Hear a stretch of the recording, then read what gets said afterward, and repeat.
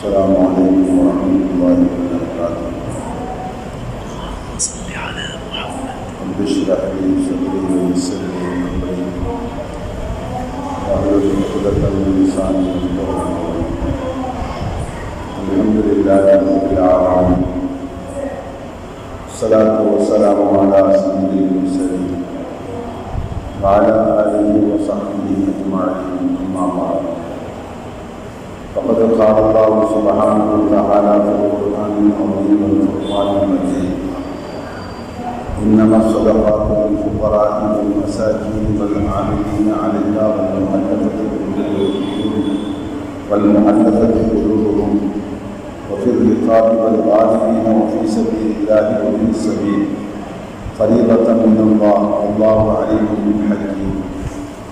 وقال رسول الله صلى الله عليه وسلم: لا تزال المسألة بأحدكم حتى يلقى الله عز وجل وليس في وجهه مزعة لحم أو كما قال صلى الله عليه وسلم.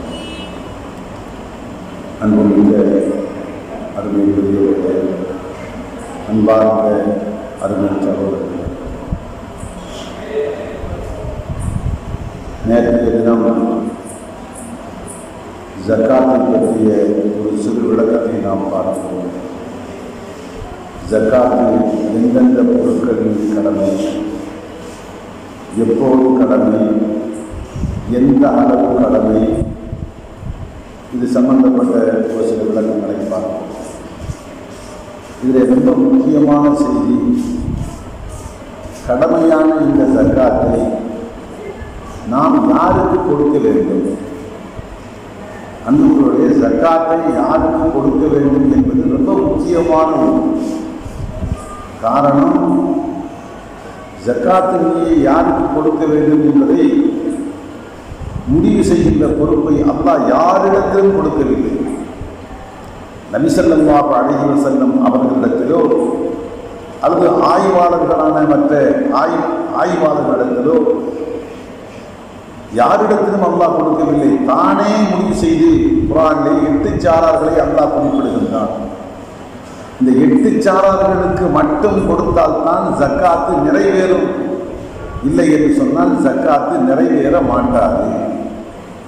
இதை ஆரம்பத்தில் நாம் தெளிவாக நெஞ்சத்தில் பதிய வைத்துக் கொண்டு அந்த 8 சாரார் யார் யார் என்று நாம் பார்க்கணும். அன்புக்குள்ளே அல்லாஹ் சொல்கின்றான்: இன்னம சதகா, ஜக்காத்து நிதி, லில் ஃபுகராஇ வல் மசாகீன், ஏழைகளுக்கு சொந்தம், எளியவர்களுக்கு சொந்தம். ஃபகீர் என்றால் ஏழைகள் என்றும், மிஸ்கீன் என்றால் எளியவர்கள் என்று நாம் குறிப்பிடுகின்றோம். ஆனால் சரியான விளக்கம் என்ன என்று கேட்டால், அன்புகளே, ஃபகீர் என்று சொன்னால் ஒரு மனிதன் அவனுடைய ஓராண்டுக்கு என்ன தேவையோ, பொருளாதார தேவையோ, அது அவனிடத்தில் முழுமையாக இல்லை. அவனுடைய ஓராண்டு தேவை என்னவோ அதில் பாதி கூட அவனிடத்தில் இல்லை, அதைவிட குறைவாகத்தான் அவனிடத்தில் இருக்கிறது. உதாரணத்துக்கு வைத்துக் கொள்ளுங்கள், அவன் தன் குடும்பத்தை நடத்துவதற்கு மனைவி, மக்கள், தாய், தந்தை, வயது முதிர்ந்த தாய் இருக்கின்றார், தந்தை இருக்கின்றார், சில போது ஊனமுற்ற நெருக்கமான உடன்பிறப்புகள் இருப்பார்கள், அல்லது விதவையாக ஆகிவிட்ட சகோதரி வீட்டில் இருக்கலாம். இவர்கள் எல்லோரையும் சேர்த்துத்தான் இந்த மனிதன் தன் குடும்பத்தை நடத்த வேண்டும். இப்போது ஒரு குடும்பத்தை இவர் நடத்துவதற்கு குறைந்தது ஒரு மாதம் ரூபாய் 20,000 தேவை என்று வைத்துக் கொள்வோம். அப்படி என்றால் ஒரு வருடத்துக்கு ஏறத்தாழ 2,40,000 ரூபாய் இருந்தால்தான் அவரால் அந்த குடும்பத்தை நடத்த முடியும்.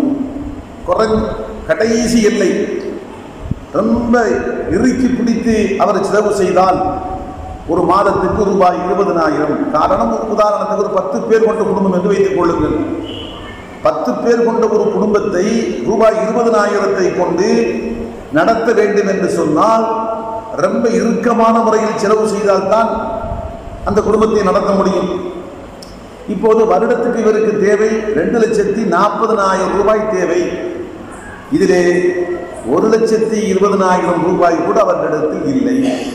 கையிலே ரொக்கமாக கொஞ்சம் இருக்கிறது, மாதா மாதம் கொஞ்சம் வருமானம் வருகிறது, ஏதோ ஒரு தொழில் மூலமாக வருகிறது. எல்லாவற்றையும் சேர்த்து பார்த்து மொத்த கூட்டுத்தொகை என்ன என்று பார்த்தால் 1,20,000க்கும் குறைவாகத்தான் அவரிடத்தில் வந்து சேர்கிறது. பாதியை விட அதிகமாக சாட்டை, அதாவது பாதியை விட மேலதிகமாக அவருக்கு பற்றாக்குறை ஏற்படுகிறது. இப்படி உள்ள நபருக்கு ஃபக்கீர் என்று சொல்லுவார்கள் மார்க்கத்தில். இவருக்கு ஜகாத்து கொடுக்கலாம். எவ்வளவு கொடுக்கலாம்? அவருடைய ஓராண்டு தேவை என்னவோ அந்த தேவையில் கையில் இருக்கக்கூடிய அந்த தொகை போக மீதமுள்ள பற்றாக்குறை என்னவோ அந்த பற்றாக்குறையை ஓராண்டுக்கு தேவையான அந்த செலவை ஜக்காத்து நிதியில் இருந்து அவருக்கு கொடுக்கலாம். இப்போ உதாரணமாக வைத்துக் கொள்ளுங்கள், மாதா மாதம் ஒரு இடத்தில் 10,000 ரூபாய் வருமானம் வருகிறது. அப்போ அவரிடத்தில் 1,20,000 ரூபாய் இருந்துவிடும். மீதமுள்ள 1,20,000 ரூபாயை ஜக்காத் நிதியில் இருந்து அவருக்கு கொடுத்து ஒரு வருடத்தினுடைய தேவையை பூர்த்தி செய்யலாம். இது முதல் சாரா. அடுத்து இரண்டாவது, அல்லாஹ் 8 சாரார்களில் இரண்டாவது சாராரை பற்றி அல்லாஹ் சொன்னான். அல் மசாக்கி, எளியவர்கள். இவர்கள் யார்?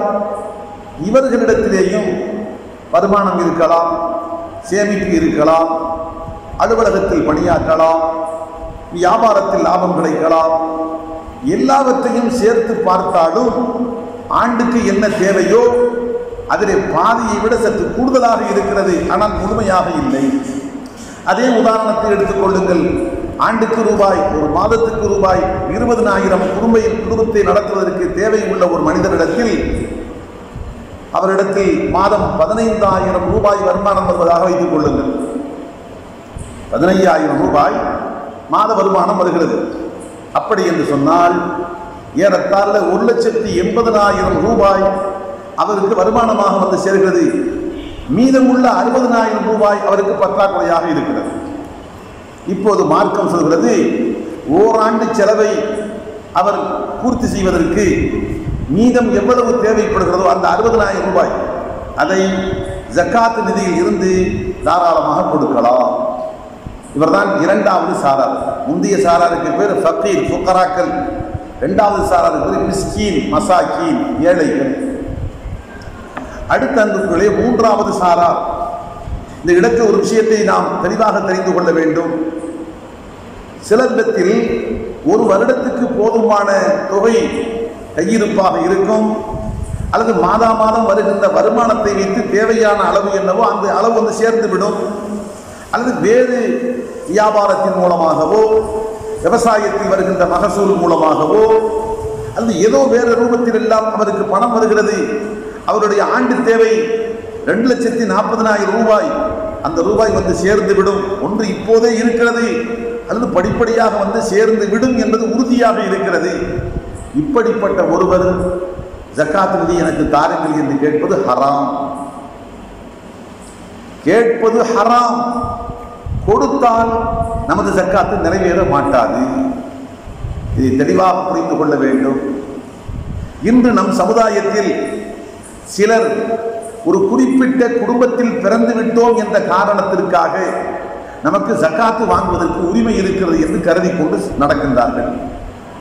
ஆனால் அவர்களிடத்தில் மாதா மாதம் வருமானம் வந்து கொண்டிருக்கிறது. அவர்களிடத்தில் சேமிப்பும் கணிசமான தொகை இருக்கிறது. அதையும் தாண்டி வேறு பல பாதைகளில் அவர்களுக்கு வருமானம் வந்து கொண்டிருக்கிறது. வெளிப்படையாக சொன்னால் அவர்களுக்கு ஆண்டுக்கு என்ன தேவையோ அதை விட அதிகமாகவே அவர்களிடத்தில் வந்து சேருகிறது.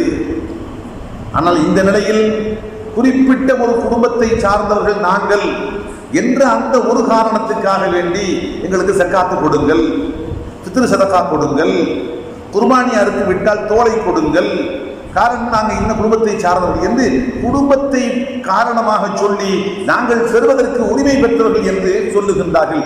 இது முழுக்க முழுக்க தவறான ஒரு செய்தி. அன்புகளே, அப்படி ஜக்காத்து வாங்குவதற்கு தகுதி இல்லாமல் இருந்து ஜக்காத்தை ஒருவர் கேட்கிறார் என்று சொன்னால், ஒன்று அவரை அழைத்து அவருக்கு நல்லுபதேசம் செய்ய வேண்டும். வாங்கக்கூடாது, உங்களுக்கு வாங்கினால் ஹராம், உங்களுக்கு கொடுத்தால் எங்களுக்கு நிறைவேற மாட்டாது, ஆகவே இந்த பழக்கத்தை விட்டுவிடுங்கள் என்று அன்பாக சொல்ல வேண்டும். அன்பாக ஏற்றுக்கொள்ளக்கூடிய மனிதராக இருந்தார். இல்லை, அவருக்கு விவரமெல்லாம் தெரியும், தெரிந்து கொண்டே காசு பணத்தில் மீது இருக்கின்ற மோகம் இப்படி அவரை செயல்பட வைக்கிறது என்று சொன்னால் அவருக்கு எச்சரிக்கை செய்ய வேண்டும், கடுமையான முறையில் எச்சரிக்கை செய்ய வேண்டும். அல்லாஹ்வின் திருத்தூதர் ஸல்லல்லாஹு அலைஹி வஸல்லம் சொன்ன செய்தியை அவருக்கு அப்படியே எடுத்து சொல்ல வேண்டும். அல்லாஹ்வின் தூதர் என்ன சொன்னார்கள்? லா தஸாலுல் மஸ்அலத்து பி அஹதிக்கும் ஹத்தா யல்கல்லாஹ அஸ்ஸ வஜல்ல வலைஸ ஃபீ வஜ்ஹி முஸ்அத்து லஹமின்.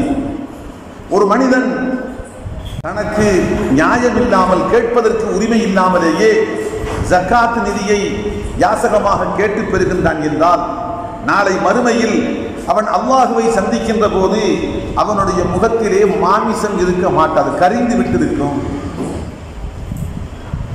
அவனுடைய முகம் மஹ்ஷர் மைதானத்தில் வருகின்ற போதே பார்க்கின்ற மக்களுக்கு எல்லாம் அடையாளம் தெரிந்துவிடும்.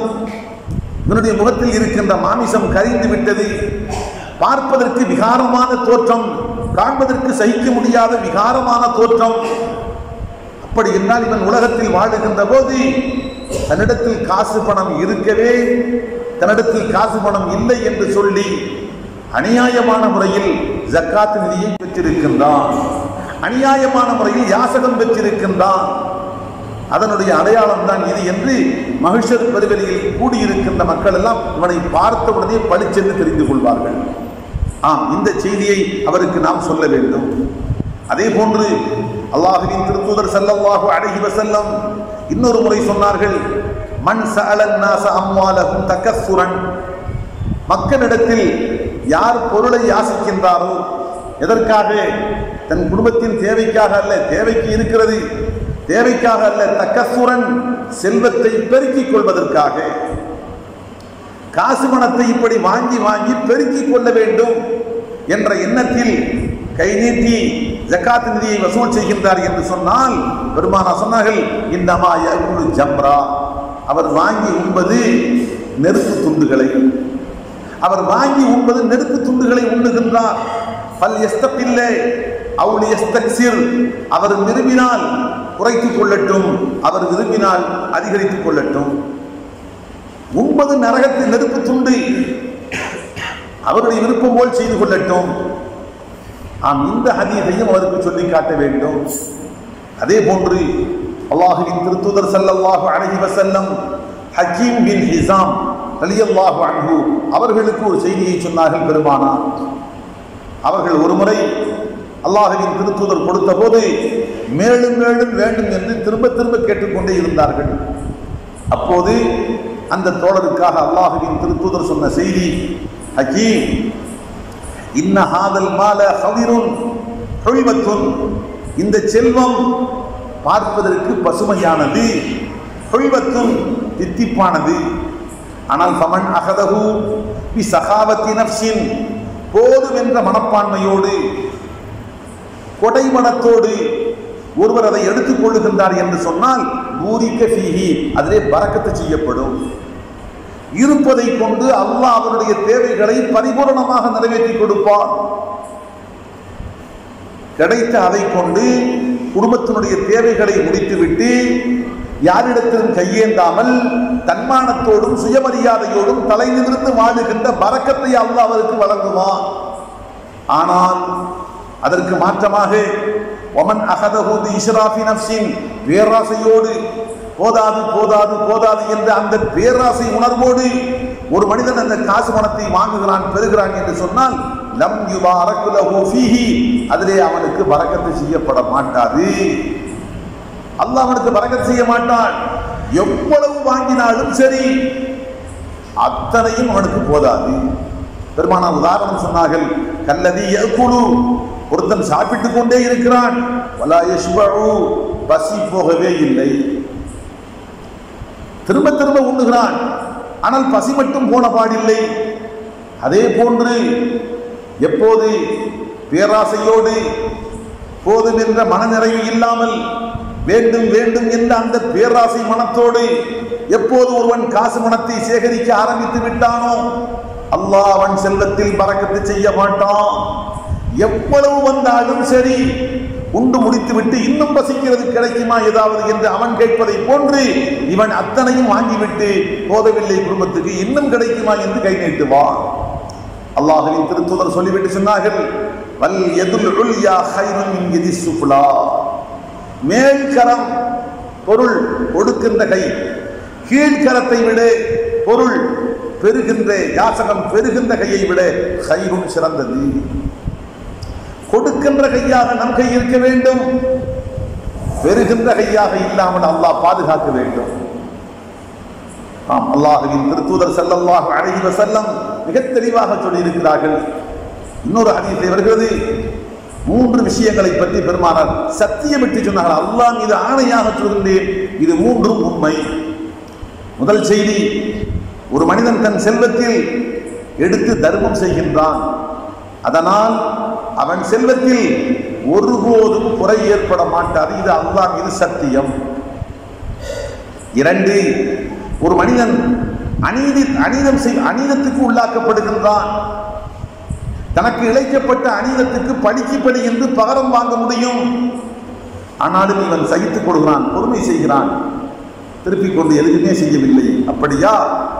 ஜாதக்கல்லாஹு இஸ்ஸா, அல்லாஹ் உனக்கு கண்ணியத்தை அதிகப்படுத்துவான். இது சத்தியம். பழிவாங்க முடியும், திருத்திக் கொண்டு அந்த அக்கிரமத்துக்கு பழி தீர்த்து கொள்ள முடியும். அப்படி இருந்தும் நான் பொறுமை செய்கிறேன் என்று ஒருவன் பொறுமை செய்கிறான் என்று சொன்னால் அல்லாஹ் அவனுக்கு தருகின்ற பரிசு, அல்லாஹ் வாழ்க்கையில் கண்ணியத்தை உனக்கு உயர்த்துவான். இது சத்தியம். பெருமானார் சொன்னார். அடுத்து 3, வலா யஃப்தஹு அப்துன் பாப மஸ்அலத்தின், ஒருவன் யாசகம் கேட்கின்ற பாதையை திறக்கின்றான் என்று சொன்னால் அவன் நினைக்கிறான் யாசகம் கேட்டால் காசு பணம் அதிகரிக்கும், காசு பணத்தை பெருக்கிக் கொள்ளலாம் என்று சொல்லி அல்லாஹ்வின் தூதர் சொன்னார்கள், யாசகம் கேட்கின்ற பாதையை அவன் திறக்கிறான் என்று சொன்னால் இல்லா ஃபதஹல்லாஹு அலைஹி பாப ஃபக்ரின், அவனுக்கு ஏழ்மை என்ற பாதையை அல்லாஹ் அவனுக்கு நிரந்தரமாக திறந்து வைத்து விடுவான். கடைசி மௌத்து வரைக்கும் அவனுக்கு இல்லாமை என்பதுதான் இருக்கும். ஒருபோதும் என்னுடைய தேவை பூர்த்தியாகிவிட்டது அல்ஹம்துலில்லாஹ் என்று சொல்லுகின்ற மனநிலை அவனுக்கு வரவே வராது. நீ எப்போது காசு பணத்தை அடுத்தவரிடத்தில் கையேந்தி கேட்க துவங்கினாயோ இந்த பாதையை நீ திறந்தாய், அல்லாஹ் உனக்கு அந்த பாதையை திறந்து வைத்து விட்டான். இது சத்தியம். அன்புகளே, இப்படி பல்வேறு செய்திகள் இருக்கிறது. நம்மிடத்தில் குடும்பத்தை நடத்துவதற்கு ஒரு வருடத்துக்கு என்ன தேவையோ அந்த தொகை போதுமான அளவுக்கு இருக்கிறது என்று இருக்கிற போது அவர் கையேந்துகிறார் என்று சொன்னால் இது போன்ற கடுமையான செய்திகள் இருக்கிறது. இவற்றை எல்லாம் அவருக்கு சொல்லி அதில் இருந்து அவரை விலகுவதற்கு நாம் ஏற்பாடு செய்ய வேண்டும். இப்போது அடுத்து ஒரு கேள்வி. ஒரு நபர் நம்மிடத்தில் வந்து காசு பணத்தை கேட்கின்றார், ஜக்காத்தை தாருங்கள் என்று கேட்கின்றார். ஆனால் அவரை பார்க்கின்றோம், அவரை ஏழை போன்று தென்படவில்லை. அவருடைய முகத்தோற்றம், அவர் உடுத்தி இருக்கக்கூடிய உடைகள், அவரிடத்தில் காணப்படுகின்ற மற்ற அடையாளங்களை வைத்து பார்க்கிற போது அவர் ஏழை என்று நமக்கு தெரியவில்லை. ஆனால் யதார்த்தத்தில் அவர் யார், அவருடைய அந்தரங்க நிலை என்று நமக்கு தெரியாது. வெளிப்படையாக பார்க்கின்ற போது அவர் ஏழையாக தென்படவில்லை. இப்படிப்பட்ட ஒருவர் நம்மிடத்தில் வந்து ஜகாத் நிதியை கேட்கிறார் என்று சொன்னால் நாம் என்ன செய்ய வேண்டும்? அல்லாஹ்வின் தூதர் ஸல்லல்லாஹு அலைஹி வஸல்லத்துடைய ஹதீஸை பார்க்கிறோம். அவருக்கு விஷயத்தை சொல்லிவிட்டு கொடுக்கலாம். என்ன விஷயம்? இது ஜக்காத்து நிதி, இது ஜக்காத்து நிதி. செல்வந்தர்களுக்கு இதில் எந்த உரிமையும் இல்லை. செல்வந்தர் என்றால் ஒரு வருடத்துக்கு தனக்கும் தன் குடும்பத்துக்கும் என்ன தேவையோ அது அவரிடத்தில் இருக்கிறது. அல்லது அது இப்போது இல்லாவிட்டாலும் வந்து சேர்த்துவிடும். மாதம் பெறுகின்ற ஊதியத்தின் மூலமாகவோ அல்லது வேறு தொழில்துறையின் மூலமாகவோ விவசாயத்தின் மூலமாகவோ ஏதோ ஒரு வடிவத்தில் அவருக்கு தேவையான அந்த தொகை வந்து சேர்ந்துவிடும் என்று இருந்தால் அவருக்கு பெயர் செல்வந்தர். அப்படி செல்வந்தராக இருப்பவருக்கு இந்த ஜகாத் நிதியில் எந்த உரிமையும் இல்லை. ஒன்று, வலாலி கல்வியின் நுக்தசபின், தன் வருட தேவை என்னவோ அதை தன்னால் உழைத்து பெற முடியும். அந்த அளவுக்கு அல்லாஹ் உடல் வலிமையை கொடுத்திருக்கின்றான், உடல் ஆற்றலை கொடுத்திருக்கின்றான். அப்படி யார் தன்னுடைய தேவையை சம்பாதித்து பெறுகின்ற அளவுக்கு உடல் வலிமை பெற்றிருக்கின்றாரோ அவருக்கும் இந்த ஜக்காத் நிதியில் எந்த உரிமையும் இல்லை. இப்போது சொல்லுங்கள், உங்களுக்கு தரட்டுமா? என்ன பொருள்? நீங்கள் செல்வந்தராக இருந்தால் உங்களுக்கு ஹராம். ஒரு வருடத்துக்கு தேவையான அந்த காசு பணத்தை என்னால் சம்பாதித்து பெற முடியும் என்று ஆற்றல் இருந்தால் இதை பெறுவது உங்களுக்கு ஹராம். அந்த ரெண்டும் இல்லை. செல்வந்தரும் இல்லை, உழைத்து பெறுகின்ற ஆற்றலும் இல்லை. அப்படி இருந்தால் இந்த நிதியில் இருந்து நீங்கள் வாங்கிக் கொள்ளலாம் என்று அதற்கு பொருள்.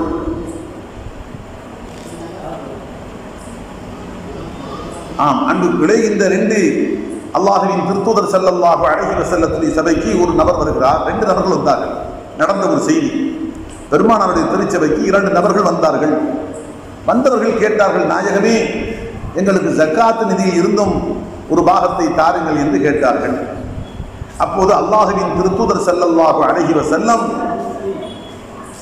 கல்லப ஃபீஹிமா, பார்வையை அந்த 2 பேர் மீது திருப்பி திருப்பி பார்க்கிறார்கள். மேலும் கீழுமாக ஏற இறங்க பெருமானார் பார்க்கின்றார்கள். காரணம், பார்க்கின்ற போது நல்ல உருட்டி திரட்டி உழைப்பதற்கு ஏற்ற வாகான உடலை பெற்றிருக்கின்றார்கள். பார்க்கின்ற போது ஏழை என்பதற்கு எந்த அடையாளமும் தென்படவில்லை. ஆகவே அல்லாஹ்வின் திருத்தூதர் மேலும் கீழுமாக பார்த்துவிட்டு வெளிப்படையாக சொன்னார்கள், இன்சித்துமா அழைத்துக்குமா, நீங்கள் இருவரும் விரும்பினால் ஜக்காத் நிதியில் நான் தருகின்றேன். ஆனால் ஒன்று தெரிந்து கொள்ளுங்கள், லா ஹல்ல ஃபீஹா லி கனியின் வலா லி கபியின் முக்தஸிபின், செல்வந்தருக்கோ உழைத்து சம்பாதிப்பதற்கு ஆற்றல் படைத்த வலிமை உள்ள மனிதனுக்கோ இதில் எந்த உரிமையும் இல்லை. இது ஹலால் இல்லை. இதை தெரிந்து கொண்டு நீங்கள் கேட்டால் தருகின்றேன் என்று சொன்னார். அடுத்தவர்கள் கேட்டார்களா? பெருமானார் கொடுத்தார்களா? அல்லது கேட்காமலே போனார்களா? பெருமானார் விட்டு விட்டார்களா? அதை பற்றிய செய்தி இந்த ஹதீஸில் இடம்பெறவில்லை. ஆக அல்லாஹ்வின் திருத்தூதர் தெளிவாக சொல்லிவிட்டார்கள். ஆக அன்புகள் நாம் புரிந்து கொள்ள வேண்டிய செய்தி, ஏழைகளுக்கும் ஃபகீர் என்ற ஏழைக்கும் மிஸ்கீன் என்ற எளியவர்களுக்கும் கொடுக்கலாம். ஆனால் குறிப்பிட்ட குடும்பத்தில் பிறந்தவர்கள் என்ற காரணத்தாலோ அல்லது காசு பணத்தில் மீது இருக்கின்ற மோகம் ஆசையின் காரணமாகவோ ஒருவர் ஜக்காத் நிதியில் எனக்கு தாருங்கள் என்று கேட்டால் அவர் பெறுவதும் ஹராம், நாம் கொடுப்பதும் நமது ஜக்காத்தை மார்க்கத்தில் செல்லாததாக ஆக்கிவிடும். கண்டிப்பாக தவிர்த்து கொள்ள வேண்டும். அதே போன்று செல்வந்தர்களுக்கும் கொடுக்கக்கூடாது. உழைத்து சம்பாதித்து தன் தேவைகளை பூர்த்தி செய்ய முடியும் என்ற ஆற்றல் படைத்த வலிமை உள்ள அவர்களுக்கும் ஜக்காத் நிதியை கொடுக்கக்கூடாது. அடுத்து அல்லாஹ் சொல்கின்ற 3வது சாரா, ஜக்காத்தை பெறுவதற்கு அல்லாஹ் சொல்கின்ற இந்த 8 சாரார்களில் 3வது சாரா அல் ஆமிலூன அலைஹா, ஜக்காத் நிதியின் பணியை செய்யக்கூடிய பணியாளர்கள். அது என்ன பணி? ஊரில் இருக்கக்கூடிய செல்வந்தர்களிடம் கணக்கு பார்த்து ஜக்காத் நிதியை வசூல் செய்வார்கள். வசூல் செய்யப்பட்ட அந்த தொகையை அமானிதமான முறையில் பாதுகாப்பு செய்வார்கள். பின்பு ஊரிலே இருக்கக்கூடிய ஏழைகளை எல்லாம் கணக்கெடுப்பார்கள். கணக்கெடுத்து இந்த தொகையை முறையாக பிரித்து கொடுப்பார்கள். 10 பேர் கொண்ட ஒரு ஏழை குடும்பம் அவர்களுக்கு என்னவோ, 5 பேர் கொண்ட ஒரு ஏழை குடும்பம் அவர்களுக்கு ஒரு என்ன கொடுக்கிறார்களோ அது கொண்டு 2 மடங்கு அங்கே கொடுப்பார்கள். 5 பேர் கொண்ட ஒரு ஏழை குடும்பத்துக்கு என்ன கொடுக்கின்றார்களோ அது போன்று 10 பேர் கொண்ட ஏழை குடும்பத்துக்கு 2 மடங்கு கொடுப்பார்கள். அதே போன்று ஒருவருடைய வருடத்தினுடைய தேவையில் என்ன குறை ஏற்படுகிறதோ அந்த அளவுக்கு இவருக்கு கொடுப்பார்கள். இதைவிட கூடுதலாக இருந்தால் அவருக்கு கூடுதலாக கொடுப்பார்கள். இப்போது நாம் பார்க்க வேண்டியது 3 பணி. செல்வந்தர்களிடமிருந்து ஜக்காத்தை வசூல் செய்வது, அதை அமானிதமான முறையில் பாதுகாப்பது, பின்பு அதை கொண்டு போய் ஏழைகளுக்கு பிரித்து கொடுப்பது. இந்த காரியத்தை செய்யக்கூடிய பணியாளர்கள் யாரோ அவர்களுக்கு ஜக்காத்து நிதியில் இருந்து அவர்கள் செய்யக்கூடிய வேலைக்கு ஏற்ற ஊதியம் கொடுக்கலாம். அன்புகளை வார்த்தையை கவனிக்க வேண்டும். மாத ஊதியம் என்று சொல்லவில்லை. மாத ஊதியம் என்றால் அவர்கள் வேலை பார்த்தாலும் சரி பார்க்காவிட்டாலும் சரி குறிப்பிட்ட அளவு கொடுத்து கொண்டே இருக்க வேண்டும். அப்படியில்லை.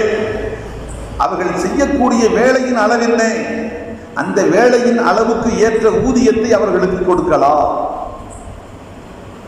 2, இந்த பணியாளர்கள் இஸ்லாமிய அரசால் நியமிக்கப்பட்ட பணியாளர்களாக இருக்க வேண்டும். இது ரொம்ப முக்கியமான செய்தி. இஸ்லாமிய ஆட்சியாளர்கள் கலீஃபாவின் மூலமாக, ஆட்சியாளர்கள் மூலமாக இந்த பணியாளர்கள் ஏற்படுத்தப்பட்டிருக்க வேண்டும். அதற்கு மாற்றமாக பைத்துல் மால் மூலமாகவோ அல்லது வேறு சில இயக்கங்கள் மூலமாகவோ வேறு சில அமைப்புகள் மூலமாகவோ அல்லது ஒரு குறிப்பிட்ட குடும்பமோ அல்லது ஒரு தனி ஒரு நபரை இந்த பணிக்காக வேண்டி ஏற்படுத்திவிட்டு அந்த பணியை செய்யுங்கள், உங்களுக்கு ஜக்காத் நிதியில் இருந்து நாங்கள் ஊதியமாக ஒரு குறிப்பிட்ட தொகையை தருகிறோம் என்று சொன்னால் செல்லாது. காரணம், கலீஃபா நியமித்திருந்தால் மட்டும்தான் ஜக்காத் நிதியில் இருந்து எடுத்து அவருக்கு ஊதியம் கொடுப்பதற்கு அனுமதி உண்டு. கலீஃபாவால் ஏற்படுத்தப்பட்டவர் இல்லை. ஒரு 10 பேர் சேர்ந்த ஒரு குடும்பம் அல்லது தனி ஒரு நபர், ஒரு இயக்கம் அல்லது வேறு ஒரு இது போன்ற அமைப்புகளால் ஒரு சிலரை நியமித்து அவர்கள் இந்த பணி செய்கின்றார்கள் என்றால் அவர்களுக்கு ஜக்காத் இருந்து கொடுப்பது ஹலால் இல்லை. அப்படி என்றால் என்ன செய்வது? அவர்கள் அல்லாஹ்வுக்காக தியாகத்தோடு செய்ய வேண்டும். அவர்கள் அல்லாஹ்வுக்காக இந்த பணியை தியாகத்தோடு எந்த எதிர்பார்ப்பும் இல்லாமல் அமானிதமான முறையில் நாங்கள் செய்கிறோம். அப்படி செய்தால் என்ன கிடைக்கும்? இதோ அல்லாஹ்வின் திருத்தூதர் ஸல்லல்லாஹு அலைஹி வஸல்லம் சொன்னார்கள், அல்லதி அமரத் அஹதுல் முத்தசத்திகி, யார் முஸ்லிம்களிடமிருந்து இந்த பணத்தை பெற்று அமானிதமான முறையில் ஏழைகளுக்கு பிரித்து கொடுக்கின்ற இந்த காரியத்தை செய்கின்றாரோ, தய்யிபன், திறந்த உள்ளத்தோடு, கசடான நெருக்கடியான உள்ளம் அல்ல, அவருக்கு இவ்வளவு கொடுக்க வேண்டுமா இவ்வளவு என்ற எண்ணமெல்லாம் இல்லை, திறந்த உள்ளத்தோடு யார் யாருக்கு என்ன கொடுக்க வேண்டுமோ அதை திறந்த உள்ளத்தோடு கொண்டு போய் கொடுக்கின்றார். இப்படி அமானிதமான முறையில் திறந்த உள்ளத்தோடு இந்த பணியை ஒருவர் செய்கின்றார் என்று சொன்னால் பெருமானார் சொன்னார்கள், அஹதுல் முத்தசத்திகி, தர்மம் செய்கின்ற மக்களுக்கு என்ன கூலி கிடைக்குமோ அதே கூலி இந்த பணி செய்கின்ற, தியாகத்தோடு பணி செய்கின்ற இவருக்கும் அல்லாஹ் அதே கூலியை கொடுப்பான். எப்படி? 1 கோடி ரூபாய் சேர்ந்ததாக வைத்துக் கொள்ளுங்கள். ஜக்காத் நிதி மொத்தம் 1 கோடி ரூபாய் சேர்ந்தது. இந்த 1 கோடி ரூபாயை சேர்த்து பிரித்து கொடுக்கின்றார் என்றால் அந்த 1 கோடி ரூபாயை கொடுத்த அவர்களுக்கு என்ன கிடைக்குமோ அதே கூலியை அல்லாஹ் இவருக்கும் கொடுக்கின்றான். இது எப்போது? அவர் தியாகத்தோடு செய்ய முன்வந்தார். ஆனால் அவர் தியாகத்தோடு செய்வதற்கு முன்வரவில்லை. என் குடும்பத்துக்கு எனக்கு தேவை இருக்கிறது, நீங்கள் ஏதாவது எனக்கு கொடுத்தால் தான் நான் இந்த பணியை செய்வேன் என்று கட்டாயப்படுத்தினால் இப்போது மார்க்கம் சொல்லுது, அவருக்கு ஏதாவது ஊதியம் கொடுங்கள். ஆனால் ஜக்காத் நிதியில் இருந்தல்ல, உங்களுடைய சொந்த பணத்தில், வேறு பணத்தில் இருந்து. ஜக்காத் நிதியை விட்டுவிட்டு உங்களுடைய சொந்த நிதி வேறு பணத்தில் இருந்து அவருக்கு ஊதியமாக நீங்கள் எதையும் கொடுக்கலாம். அது உங்களுடைய விருப்பத்தை பொறுத்தது. கூடுதலாகவோ குறைவாகவோ எவ்வளவும் கொடுக்கலாம். அது உங்களுடைய சொந்த பணம். ஜக்காத் நிதியில் இருந்து எடுத்து கொடுப்பதற்கு உரிமை இல்லை. ஜக்காத் நிதியில் இருந்தும் அவர் தான் செய்கின்ற அந்த வேலைக்கு ஊதியம் பெற வேண்டும் என்று சொன்னால் ஒரே நிபந்தனை, அவர் கலீஃபாவின் மூலமாக ஏற்படுத்தப்பட்டவராக இருக்க வேண்டும். ஆம் அன்புகளே, இவர்கள் தான் 3வது சாரார். அடுத்து அல்லாஹ் சொல்கின்ற 4வது சாரார் யார்? அல் முஅல்லஃபத்தி குலூபுஹும், உள்ளங்கள் அன்பு காட்டப்பட வேண்டியவர்கள் என்றால் யாரை குறிக்கிறது? பலவீனமான ஈமான் உள்ளவர்கள். காசு பணம் கொடுத்தால் நிலையாக இருப்பார்கள், இல்லை என்றால் வேறு பக்கம் போவதற்கு வாய்ப்பு இருக்கிறது என்று பார்க்கிறோம். சில கிராமங்களில் கிறிஸ்தவர்கள் போய் வசதி இல்லாத ஏழைகளிடத்தில், முஸ்லிம்களிடத்தில் போய் சொல்லி, உங்களுக்கு மாதம் நாங்கள் பணம் தருகிறோம், உங்களுக்கு பிள்ளைகளை படிக்க வைப்பதற்கு தருகிறோம், வேறு திருமண உதவி தருகிறோம், பலவிதமாக பொருளாதார ஆசை வார்த்தை காட்டியவுடன் மதம் மாறுகின்றார்கள். நஊது பில்லாஹ், அல்லாஹ் பாதுகாக்க வேண்டும். அப்படி பொருளாதாரத்தில் பின்தங்கி இருக்கின்ற காரணத்தால் ஈமானையே விட்டுவிட்டு இவர்கள் போய்விடுவார்கள் என்று தெரிந்தால் உடனடியாக ஜக்காத் நிதியை கொண்டு போய் அங்கே பயன்படுத்தலாம். அவருடைய ஈமானை பாதுகாப்பதற்காக, இஸ்லாத்திலே அவர்களை உறுதியாக தங்க வைப்பதற்காக வேண்டி தாராளமாக கொடுக்கலாம். பாரம்பரிய முஸ்லிம்கள், ஆனால் ஈமானிலே பலவீனர்கள், கொடுத்தால் தக்க வைக்க முடியும், இல்லை என்றால் பறிபோய் விடுவார்கள். அவர்களுக்கு பயன்படுத்தலாம். 1. 2, புதிதாக இப்போதுதான் இஸ்லாத்துக்கு வந்தார்கள். நமக்கெல்லாம் தெரியும், ஒருவர் இஸ்லாத்திற்கு வந்து விட்டாலே பழைய தொடர்புகள் எல்லாம் அறுபட்டு போய்விடும். எல்லோரும் வெறுப்பார்கள், எல்லோரும் தொடர்புகளை துண்டித்துக் கொள்வார்கள், அனாதையை போன்று வந்து நிற்பார். இந்த நிலையில் அவரிடத்தில் காசு பணம் இல்லை என்று வைத்துக் கொள்வோம். நாம் ஏதாவது கொடுத்து ஆதரித்தால் தான் அவர் உறுதியாக கால் பதிப்பார் இஸ்லாத்தில். இல்லை என்று சொன்னால் சில காலம் பார்த்துவிட்டு தாக்கு பிடிக்க முடியவில்லை என்று வந்துவிட்டால் எதற்கு நாம் பலப்பரிசு செய்ய வேண்டும், பழைய நிலைக்கே போய்விடலாம் என்று திரும்பி போய்விடுவார். அப்படி ஒரு சூழ்நிலை இருந்தால் அவரை இஸ்லாத்தில் கால் பதிக்க செய்வதற்காக, உறுதிப்படுத்துவதற்காக ஜக்காத் நிதியை தாராளமாக பயன்படுத்தலாம். 2. 3, உள்ளன்பு காட்டப்பட வேண்டியவர்கள் என்ற இந்த வார்த்தையில் இன்னொரு சாராரும் வருகின்றார்கள். யார் அவர்கள்? இஸ்லாத்தின் மீது கடுமையான காழ்ப்புணர்ச்சி, இஸ்லாத்தின் மீது கடுமையான வன்பகை, உட்பகை வெளியிலே காட்டுவதில்லை, கடுமையான உட்பகை இருக்கிறது. சந்தர்ப்பம் கிடைத்தால் முஸ்லிம்கள் மீது, முஸ்லிம்களுடைய செல்வத்தின் மீது தாக்குதல் தொடுப்பார்கள், அல்லது தாக்குதல் தொடுக்கின்றவர்களுக்கு துணை போவார்கள், அல்லது காட்டிக் கொடுப்பார்கள். எப்படியோ இவர்கள் மூலமாக இஸ்லாத்திற்கும் முஸ்லிம்களுக்கும் ஆபத்து இருக்கிறது. ஆனால் இந்த நிலையில் இவர்களுக்கு கொஞ்சம் காசு பணத்தை மட்டும் கொடுத்தோம் என்று சொன்னால் தலைகீழாக மாறிவிடுவார்கள். தெரியும் அவர்களை பற்றி. காசு பணத்தை இவர்களுக்கு நாம் கொடுத்தால் இந்த பகையெல்லாம் இருந்த இடம் தெரியாமல் பறந்துவிடும். அது மட்டுமல்ல, முஸ்லிம்களுக்கு எதிரி என்ற நிலை மாறி முஸ்லிம்களுக்கு அரணாக இருப்பார்கள். முஸ்லிம்கள் அல்ல, முஸ்லிம் அல்லாதவர்கள். ஆனால் காசு பணம் கொடுக்கப்படுகின்ற போது பகைமையை விட்டுவிட்டு நாளை முஸ்லிம்களை பாதுகாப்பு செய்கின்ற அரணாக இவர்கள் மாறுவார்கள். குறைந்தது இஸ்லாத்தை பற்றி உண்டான வெறுப்புணர்வு போய்விடும் என்று இருந்தாலே போதும். அந்த வெறுப்பை போக்குவதற்காக ஜக்காத் நிதியை பயன்படுத்தி அவர்களுக்கும் கொடுக்கலாம். அன்புகளை தெளிவாக புரிந்து கொள்ள வேண்டிய செய்தி ஏனென்று சொன்னால், குர்ஆனிலே அல்லாஹ் சொல்ற 8 சாராரும் முஸ்லிம்களாக இருக்க வேண்டும். இப்போது நாம் சொல்லுவது முஸ்லீம் இல்லை, முஸ்லிமான மனிதர் இல்லை, இஸ்லாத்தின் மீது காழ்ப்புணர்ச்சி கொண்டவர், கடும் வகை, உள்ளுக்குள்ளே கடுமையான கசடு இருக்கிறது, இவருக்கு தடுத்து நிறுத்தப்படவில்லை என்று சொன்னால் முஸ்லிம்களுக்கு பெரும் பாதிப்பு ஏற்படும்.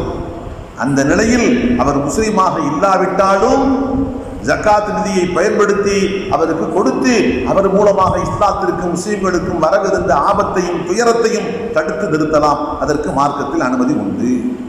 இவர்கள்தான் 4வது சாரார். முதல் சாரார் ஃபகீர், 2வது சாரார் மிஸ்கீன், 3வது சாரார் பணியாளர்கள், அரசாங்கத்தால் ஏற்படுத்தப்பட்ட பணியாளர்கள், 4வது சாரார்கள் உள்ளன்பு காட்டப்பட வேண்டியவர்கள். அடுத்த அன்புக்குள்ளே 5வது சாரார் யார் என்றால் அர்-ரிகாப், அடிமைகள். அந்த காலத்தில் அடிமை என்ற ஒரு மரபு இருந்தது. எஜமான இடத்தில் அடிமையாக இருப்பார், ஆனால் முஸ்லிமாக இருப்பார். அவருடைய எஜமானனோ கொடுமையான ஒரு காபிராக இருப்பான். அந்த முஸ்லீம் ஆகிவிட்ட காரணத்தால் அவனை சித்திரவதை செய்து கொண்டிருப்பான். அதற்கு அபூபக்கர் சித்திக் ரலியல்லாஹு அன்ஹு இது போன்றுதான் அதற்கு பிலால் ரலியல்லாஹு அன்ஹு அவர்களை விடுதலை செய்தார்கள். காசு கொடுத்து வாங்கி விடுதலை செய்தார்கள். அதுபோன்று பல நபர்களை சித்தியக்குல் அக்பர் விலை கொடுத்து வாங்கி உரிமை விட்டார்கள். இது போன்று இந்த காலத்தில் இல்லை. இந்த காலத்தை பொறுத்த மட்டும் அது உள் விளக்கங்கள் நிறைய இருக்கிறது. அடிமையை மொத்தமாக காசு கொடுத்து வாங்கலாமா, அல்லது அந்த அடிமையே தன் எஜமானனிடத்தில் ஏற்கனவே நிபந்தனையிட்டு எழுத்துப்பூர்வமாக பத்திரம் வாங்கிவிட்டான். எப்படி ஒரு வருட காலத்தில் என்னை நானே விடுவித்துக் கொள்வதற்கு குறிப்பிட்ட இந்த தொகை 5 லட்சம் ரூபாய் இருக்கும், 5 லட்சம் ரூபாயை நான் உங்களிடத்தில் ஒப்படைத்து விட்டு ஒரு வருட காலத்தில் ஒப்படைத்து விட்டு என்னை நானே விடுவித்துக் கொள்வேன் என்று எஜமானனிடத்தில் ஒப்பந்தம் போட்டு கையெழுத்திட்டு வாங்கிவிட்டான் வைத்துக் கொள்ளுங்கள். இப்போது ஒரு வருடத்துக்குள் அந்த 5 லட்சத்தை அடைக்க வேண்டும். அவனும் ஓடி ஆடி சம்பாதித்தான், என்னென்னவோ தேடினான். 4 லட்சம் வந்து விட்டது, 1 லட்சம் இல்லை. இப்போது 12வது மாதம் முடிய போகிறது, இன்னும் 1 லட்சம் கொடுக்கப்படவில்லை என்றால் அவன் பழைய நிலையில் மீண்டும் அடிமையாக ஆக்கிவிடுவான்.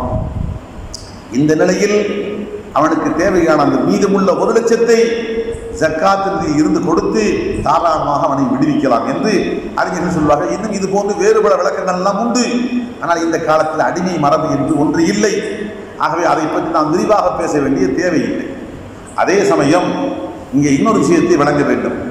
எப்படி ஒரு எஜமானனுக்கு கீழே அடிமைப்பட்டு கிடக்கக்கூடிய ஒரு அடிமையை அவன் சுதந்திரம் முடக்கப்பட்டு அவன் அடிமைப்பட்டு கிடக்கின்ற அடிமை தலையில் இருந்து விடுவிப்பதற்காக ஜக்காத் நிதியை நாம் பயன்படுத்தலாம் என்று மார்க்கம் சொன்னதோ, அதே போன்று இன்றைய காலத்தில் முஸ்லீம் சிறைவாசிகள் சிறைச்சாலைக்குள் கொண்டு போய் அடைக்கப்பட்டு அடிமை பெரும்பாலும் ஏகதேசம் அவர்கள் அடிமைகளை போன்றுதான் உள்ளே இருக்கிறார்.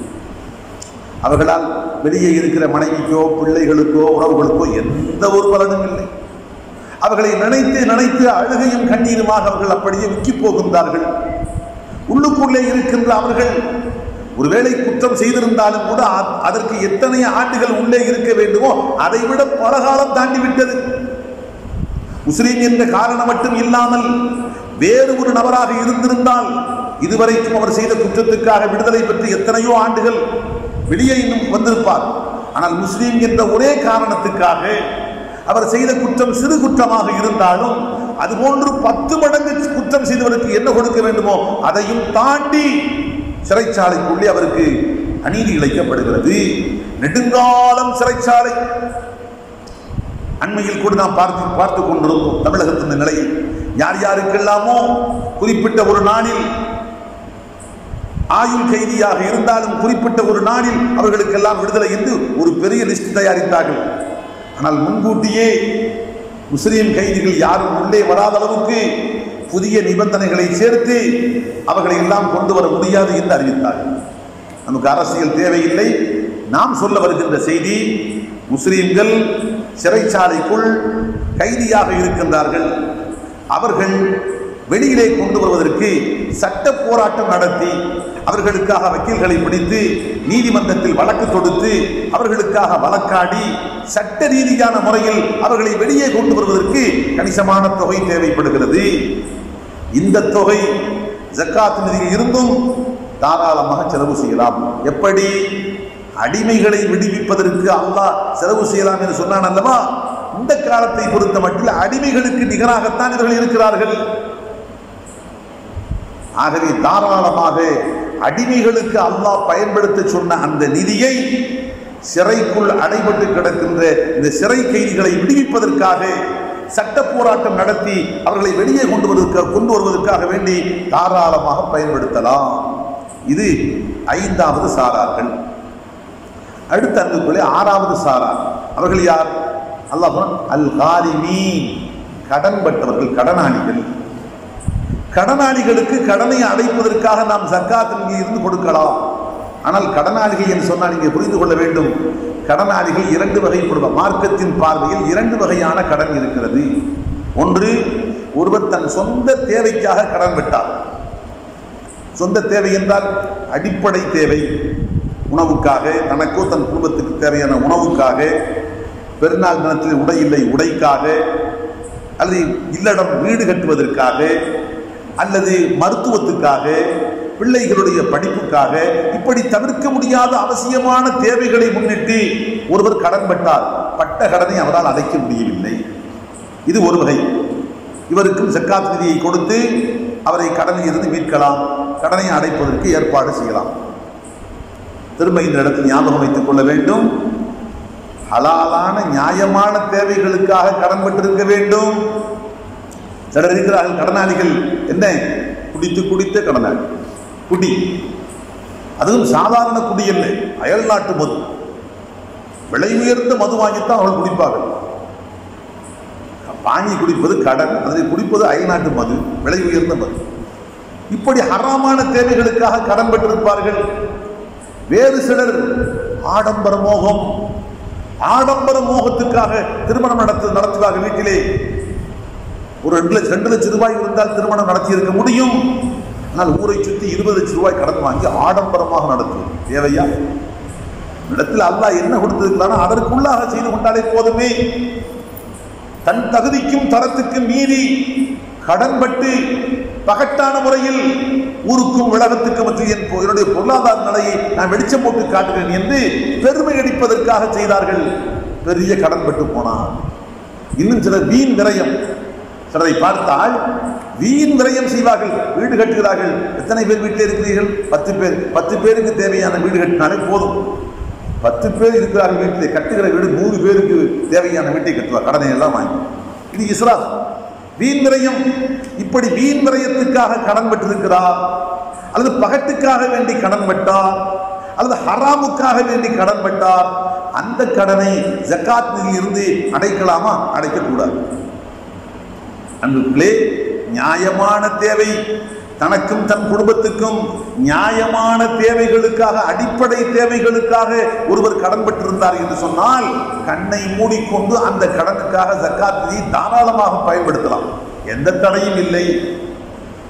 ஆனால் ஹராமுக்காக வேண்டியோ, ஆடம்பரத்துக்காக வேண்டியோ, இஸ்ராஃப் என்ற வீண் விரயத்துக்காக வேண்டியோ ஒருவர் கடன் பெற்றிருந்தார் என்று சொன்னால் அந்த கடனை அடைக்கக்கூடாது. ஆனால் ஒரு நிபந்தனை. என்ன நிபந்தனை?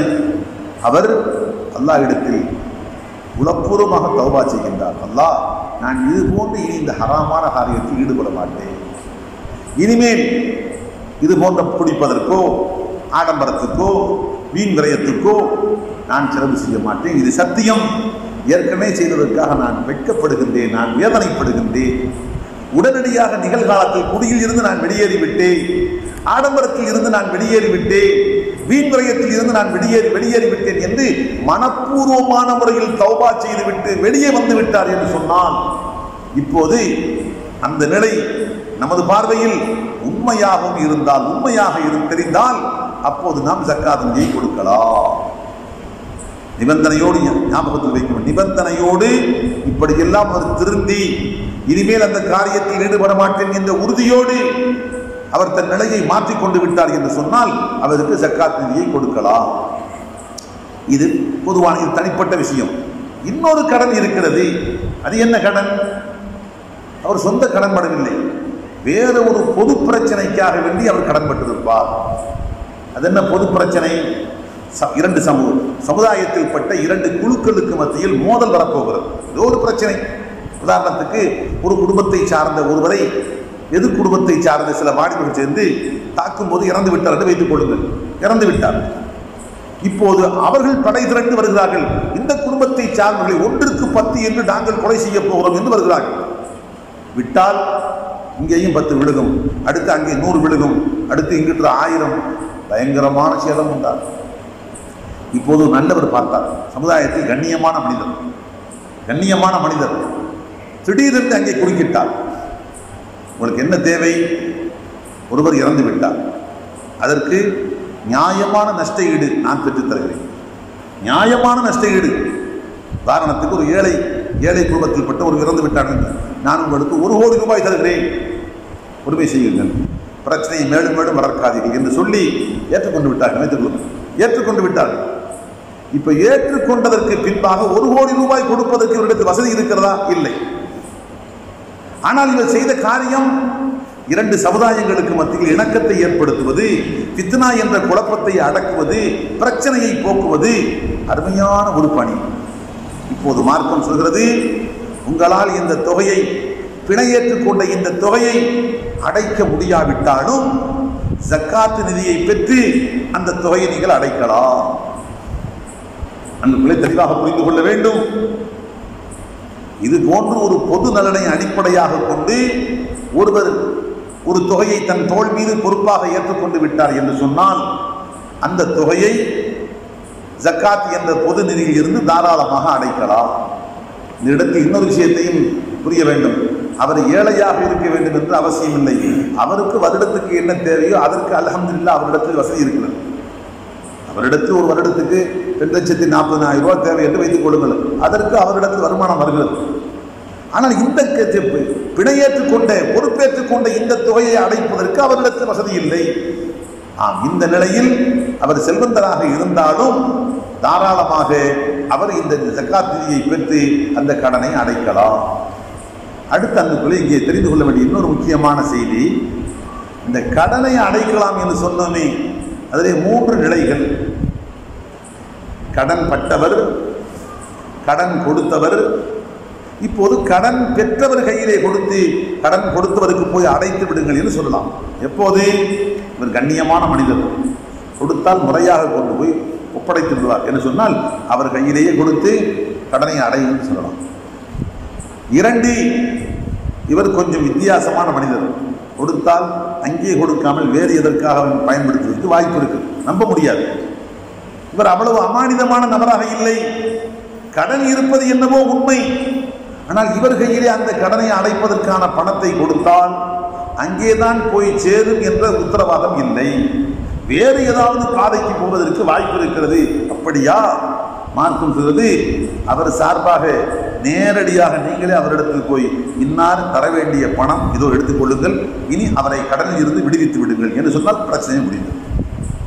அவர் கையில் கொடுக்காமலேயே அவர் யாருக்கு கொடுக்க வேண்டுமோ அவரிடத்தில் நாம் நேரடியாக சென்று கடனை கொடுத்து பிரச்சனையை தீர்த்துவிட்டு அவரை கடனில் இருந்து விடுவித்து விடுகிறோம். இப்படி செய்வதற்கு மார்க்கத்தில் அனுமதி இருக்கிறது. அடுத்து மூன்றாவது ஒரு நிலை, இவர் சமுதாயத்தில் கண்ணியமான மனிதர். நாம் கொண்டு போய் இந்த பணத்தை அடைத்தால் இவர் வேதனைப்படுகிறார். ஏன்? என்னுடைய தன்மானம் அங்கே பாதிக்கப்படுகிறது. கடன் கொடுத்து என்ன நினைப்பார்? இவருக்கு சக்காத்து காசை வாங்கித்தான் அடைக்க வேண்டிய நிலையா? அவ்வளவு மோசமான ஆளா? அவரை பற்றி உயர்ந்த மதிப்பீட்டில் இருந்தார் அவர் கடன் கொடுத்தவர். இப்போது அவர் சார்பாக நாம் கொண்டு போய் பணத்தை அடைக்கும் போது அவரை பற்றி ஒரு தாழ்வான எண்ணம் அவருக்கு ஏற்படுகிறது. சொந்தமாக வாங்கிய பணத்தை அடைப்பதற்கு கூட இவருக்கு வழி இல்லையா?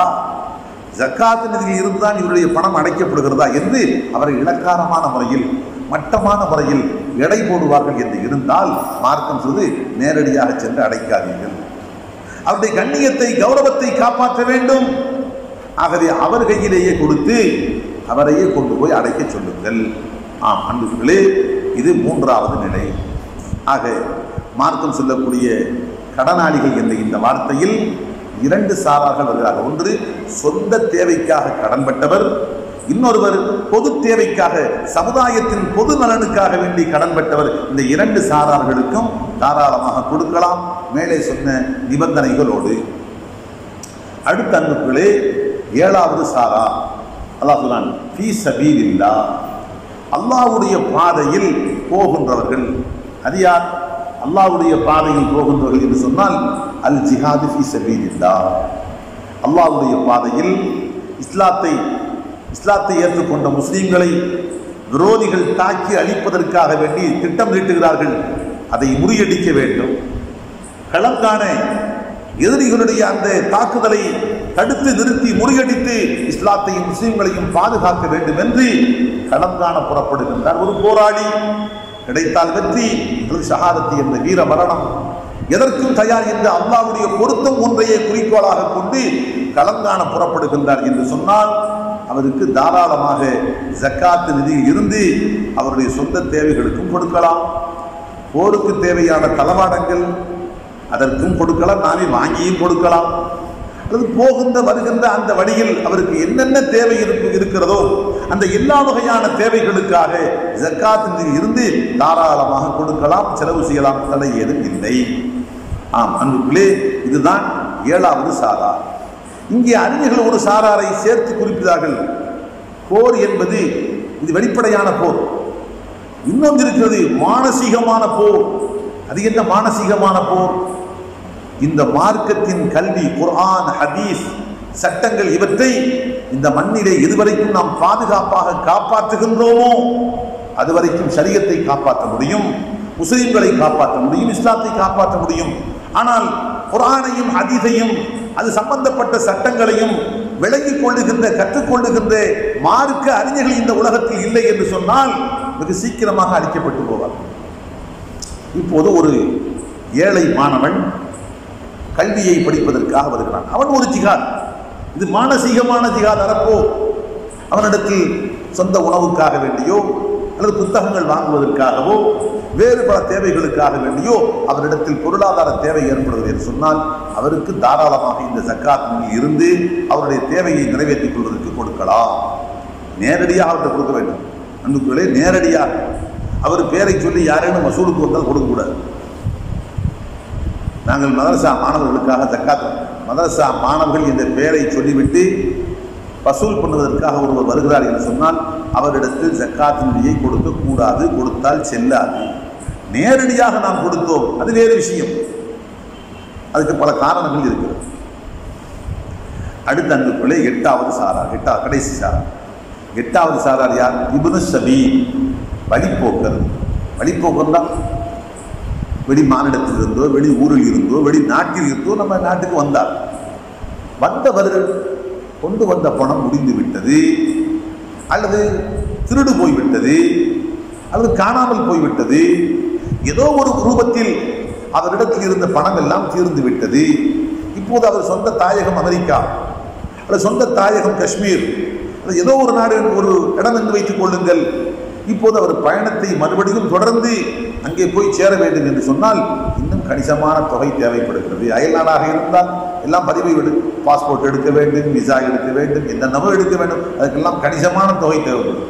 வெளிமாநிலத்தை சார்ந்தவராக இருந்தால் ட்ரெயின் டிக்கெட் மட்டுமே எப்படி 2000 ரூபா 3000 ரூபா வரும். அது சம்பந்தப்பட்டது மற்ற உணவுக்குண்டான தேவை, இப்படி பல தேவைகள் இருக்கிறது. ஆக இப்படி பிரயாணம் புறப்பட்டு வந்தவர் இடையிலே தன் பிரயாணத்தை தொடர முடியாமல் பொருளாதார நெருக்கடியின், பொருளாதார மின்மையின் காரணமாக பிரயாணத்தை தொடர்ந்து சென்று தன் தாயகத்தை போய் அடைய முடியாது என்று ஒருவர் மாட்டிக்கொண்டார். இந்த நிலையில் அவருக்கு கடன் கொடுப்பதற்கும் யாரும் முன்வரவில்லை. இது முக்கியமான செய்தி. ஏன்? அவர் ஊரிலே பெரிய பணக்காரர், அமெரிக்காவிலே கோடீஸ்வரர், இங்கே வந்து மாட்டிக்கொண்டார். அவர் தன் தாயகத்தில் ஒரிசாவிலே பெரிய பணக்காரர் செல்வந்தர், இங்கே வந்து மாட்டிக்கொண்டார். இப்போது நாம் கடன் கொடுத்தோம் என்று வைத்துக் கொள்ளுங்கள். அவர் கடனை பெற்றுக்கொண்டு போய் கண்ணியமான முறையில் அனுப்பி விடுவார். கடன் கொடுப்பதற்கு யாரேனும் தயாராக இருக்கிறார்கள் என்று சொன்னால் ஜக்காத் நிதி கொடுப்பதற்கு அனுமதி இல்லை. ஆனால் அவர் செல்வந்தராக இருந்தும் இங்கே அவரை நம்பி கடன் கொடுப்பதற்கு யாரும் முன்வரவில்லை. ஆனால் அவரோ தன் தாயகத்தில் போய் கண்டிப்பாக சேர வேண்டும். காசு பணம் இல்லை என்பதற்காக இங்கேயே அவர் தங்கிவிட முடியுமா? நிரந்தரமாக முடியாது. அப்படி இருந்தால் இவருக்கு என்ன செய்ய? ஜக்காத்தினில் இருந்து தேவையான அளவை கொடுத்து அவர் தன் தாயகத்தில் போய் சேர்வதற்கு தாராளமாக அனுமதிக்கலாம். அன்புக்குள்ளே இதுதான் 8வது சாரா. அல்ஹம்துலில்லாஹ். இதை தொடர்ந்து பல விளக்கங்கள்லாம் இருக்கிறது. இன்ஷா அல்லாஹ் நீங்கள் கேள்வியாக கேட்டால் உங்களுக்கு பதில் சொல்லப்படும். இங்கே சில முக்கியமான விஷயங்களை மட்டும் நாம் குறிப்பிட்டு காட்டுவோம். ஒன்று, 8 சாரார்களில் யாரேனும் சொந்தங்கள் இருந்தால், ஏழையிலோ எளியவரிலோ கடன் பெற்றவரிலோ வெளிப்போக்கரிலோ ஃபீஸபிலில்லாஹிலோ இந்த 8 சாரார்களில் சொந்தம் என்று இருந்தால், சொந்தமில்லாத அடுத்தவருக்கு கொடுப்பதை விட சொந்தத்தில் பட்ட ஏழைக்கு கொடுப்பதற்கு 2 கூடி இருக்கிறது. படம் நினைக்கிறார்கள், எப்படி சொந்தக்காரன் கொடுத்த நன்மை நினைக்காது. சொந்தக்காரன் இவர் கொடுத்த என்ன, யாரோ கண்டறியாத ஒரு ஏழை இருந்தோ வந்தார், அவர் கொடுத்தார். ஏழைக்கு கொடுத்தா ஏழைக்கு கொடுத்தோம் என்ற ஒரு கூலி, சொந்தத்தில் பட்ட ஏழைக்கு கொடுத்தால் ஏழைக்கு கொடுத்தோம் என்ற ஒரு கூலியும், இரத்த உறவை, சொந்த பந்த உறவை ஆதரித்தோம் என்பதற்கு மறுகூலி 2 கூலி கிடைக்கும். ஆகவே ஜக்காத் நிதியை முதலிலே தமிழில் சொல்வார்கள், உள் வீடு மொழிகி வெளி வீடு மொழுக வேண்டும் என்றார்கள். பழைய காலத்திலே வீடுகள்லாம் மொழுகுவார்கள், மாலாமன் போட்டு மொழுகுவார்கள். கல்வீடு பிள்ளைகளுக்கு தான் தெரியாது. அப்படி மொழுகும் போது வீட்டுக்கு உள்ளே மொழிகி விட்டுத்தான் வெளியிலே வருவார்கள். அதே போன்று குடும்பத்துக்கு உள்ளிருக்கின்ற ஏழைகளுக்கு கொடுத்து முடித்து விட்டுத்தான் குடும்பத்துக்கு வெளியே இருக்கின்ற ஏழைகளுக்கு போக வேண்டும். குடும்பத்துக்கு உள்ளிருக்கின்ற ஏழைகளை கண்ணீரோடு வெதும்பிக் கொண்டிருக்கிற போது அவர்களை கண்டுகொள்ளாமல் புறக்கணித்து விட்டு அப்பால் இருக்கின்ற ஏழைகளுக்கு கொடுப்பேன் என்று சொன்னால் நன்மை உண்டு. ஆனால் இங்கே கொடுத்திருந்தால் என்ன நன்மை கிடைக்குமோ அந்த நன்மை உங்களுக்கு கிடைக்காது. ஆகாமலே இது நாம் தெரிந்து கொள்ள வேண்டிய முக்கியமான செய்தி. அடுத்து இன்னொரு விஷயம், இந்த ஜக்காத்து இந்த 8 சாரார்களில் தன்னுடைய மேல் பாரம்பரியமோ தன்னுடைய கீழ் இருக்கின்ற பரம்பரையோ வந்தால் அவர்களுக்கு ஜக்காத்து கொடுக்கக்கூடாது. அது என்ன மேல் கீழ் என்றால்? மேல் என்றால் நமது தந்தை, நமது தாய், நமது தாயின் தாய் தந்தை, நமது தந்தையின் தாய் தந்தை, நம் தாயின் தாயின் தாய் தந்தை, நம் தாயின் தந்தையின் தாய் தந்தை, நம் தந்தையின் தாயின் தாய் தந்தை, நம் தந்தையின் தந்தையின் தாய், இப்படி ஆதம வரைக்கும் போகலாம். ஆனால் பெரும்பாலும் ஒவ்வொரு மனிதருக்கும் எத்தனை மூதா இருப்பான்? ஒரு மூதாத இருப்பான். வாப்பா இருப்பாப்புல, அது அவர் வாப்பா இருப்பாப்புல, அதுக்கு எடுத்து வாப்பாலாம் போய் சேர்ந்துருப்பான். பெரும்பாலும் 4 பரம்பரைலாம் யாருக்கும் வளர்த்துருக்கிறது. ஆக நம்முடைய மேலே போகக்கூடிய பரம்பரைகளுக்கு ஜக்காத்து கொடுக்கவே கூடாது, ஹராம். என்ன காரணம்? அவர்களுக்கு ஜக்காத்து இல்லாத தொகையை கொடுக்கறது நம்ம மேலே கடமை. ஜக்காத்தை கொடுத்துட்டு அவங்கள காப்பாற்றணுமா? இப்போ ஜக்காத்து நிதியை கொடுத்து அவங்கள காப்பாற்றுறதாக இருந்தால் அவர்களுக்கு ஏற்கனவே செலவு செய்ய வேண்டிய கடமை நமக்கு இருக்குது.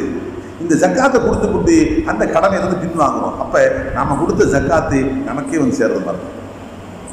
இது ஒன்று. அதே மாதிரி நமக்கு கீழே யாரு நம்ம பெத்த மகள் அவர் எவ்வளவு ஏழையாக இருந்த ஜக்காத்து கொடுக்கக்கூடாது.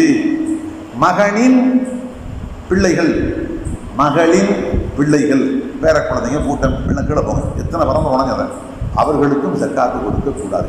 மேலும் கீழும், அதாவது வேறு பகுதிக்கும் கொடுக்கக்கூடாது, கிளைகளுக்கும் கொடுக்கக்கூடாது. ஆனால் பக்கவாட்டில் கொடுக்கலாம். எப்படி? நம்மோடு உடன் பிறந்த சகோதரன் ஏழையாக இருக்கிறான், சகோதரி ஏழையாக இருக்கிறார், சகோதரனின் பிள்ளைகள் சகோதரியின் பிள்ளைகள் ஏழைகள், தாராளமாக கொடுக்கலாம். அல்லது நம் தந்தையோடு உடன் பிறந்த சகோதரன், சிறிய தந்தை பெரிய தந்தை, அவருடைய பிள்ளைகள் தாராளமாக கொடுக்கலாம். அல்லது நம் தாயோடு உடன் பிறந்த சிறிய சாட்சிமார்கள், தாய் மாமன்மார்கள், அவர்களின் பிள்ளைகள் ஏழைகளாக இருக்கிறார்கள், தாராளமாக கொடுக்கலாம். அல்லது நம் தந்தையின் சகோதரன், தந்தையின் தந்தைக்கு கொடுக்கூடாது, தந்தையின் சகோதரன், அவர் ஏழையாக இருந்தார், கொடுக்கலாம். தாயின் சகோதரி ஏழை, கொடுக்கலாம். ஆக கிளை பக்கவாட்டில் தாராளமாக கொடுக்கலாம். ஆனால் நேராக செல்லுகின்ற அடிப்படையிலோ கீழாக செல்லுகின்ற பிரிவிலையோ கொடுப்பதற்கு மார்க்கத்தின் அனுமதி இல்லை.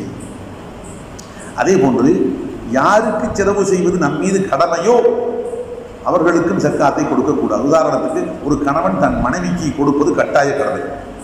கணவன் உண்பதற்கும் உடுத்துவதற்கும் தங்குவதற்கு வீடும் கொடுக்க வேண்டும். கணவன் தலைகீழ மாறி போய்விட்டது. என்று உன்ன கொடுக்கின்றார்கள், கொடுக்கிறார்கள், வீடு அவருடைய வீட்டில் இவர் போய் பார்க்கிறார்.